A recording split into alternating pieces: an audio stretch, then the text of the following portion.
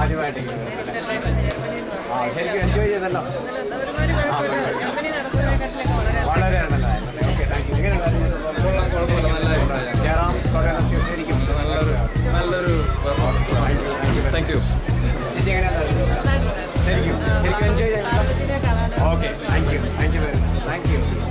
Programme നന്നായിരുന്നു. Thank you. എങ്ങനെയുണ്ടായിരുന്നു program? തീർച്ചയായിട്ടും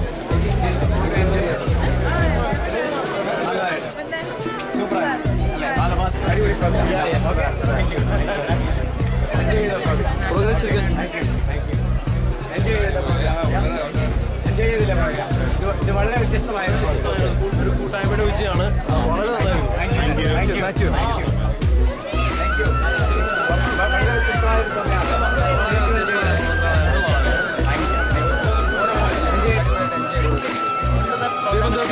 കലക്കി ഇങ്ങോട്ടൊന്ന് കുറച്ച് പറഞ്ഞേക്കട്ടെ. ചെയ്തല്ലേ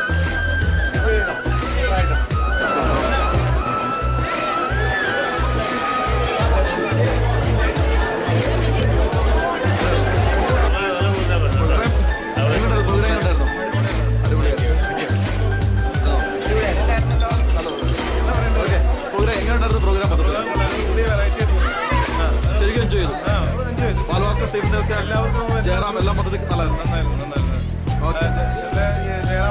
എല്ലാവർക്കും വേണ്ടിയിട്ടില്ല, പുതിയ ജനറേഷൻ ഉൾപ്പെടുത്തിക്കൊണ്ടുള്ള ഒരു ഫ്യൂഷനായിട്ട് തോന്നിയത്. വളരെ വ്യത്യസ്തമായിരുന്നു. നമസ്കാരം. ഞാൻ സ്റ്റേജിൽ പ്രോഗ്രാം അവതരിപ്പിക്കാൻ തുടങ്ങിയിട്ട് എനിക്ക് തോന്നുന്നത് ഏകദേശം 25 വർഷങ്ങൾക്ക് മുകളിൽ, 25 അതിന് മുകളിലായിട്ടുണ്ട്. പക്ഷേ എനിക്ക് തോന്നുന്നത് ഇത്രയേറെ വെറൈറ്റിയുള്ള ഒരു പ്രോഗ്രാമുമായിട്ട് എനിക്ക് തോന്നുന്നത് ഫസ്റ്റ് ടൈമാണൊരു സ്റ്റേജ് ഷോയ്ക്ക് വരുന്നത്. ഇത് ഞങ്ങൾ പറയുന്നതല്ല, ഞാൻ പറയുന്നതല്ല, ഓഡിയൻസ് കണ്ട ശേഷം പറയുന്നതാണ്.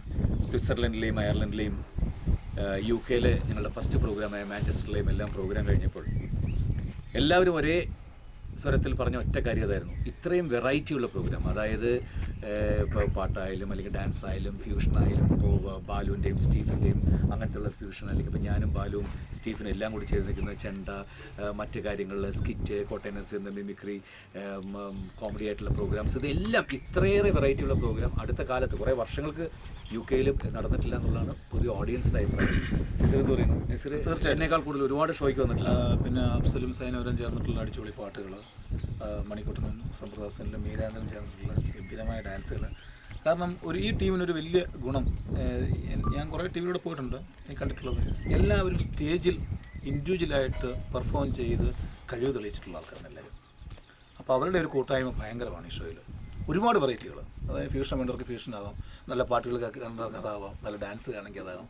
ഡാൻസിൽ തന്നെ സാധാരണ എല്ലാം അടിച്ചുകൂടി ഡാൻസ് ആയിരിക്കും വരുന്നത്, പക്ഷേ ഇതിൽ ക്ലാസ് ആയിട്ടുള്ള ഒന്നാണ് ഡാൻസ് ഉണ്ട്. അത് പ്രോഗ്രാം കാണുമ്പോൾ നിങ്ങൾക്ക് തീർച്ചയായിട്ടും മനസ്സിലാവും.